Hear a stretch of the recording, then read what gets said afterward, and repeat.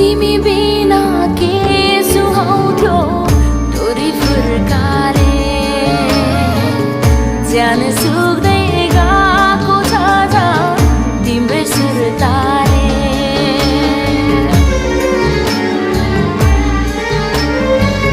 छिटै फर्की आउँछु भन्थ्यौ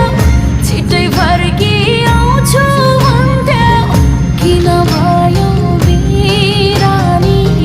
किन भयो बिरानी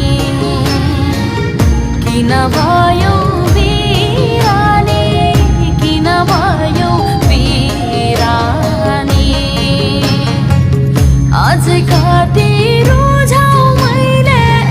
अझै कति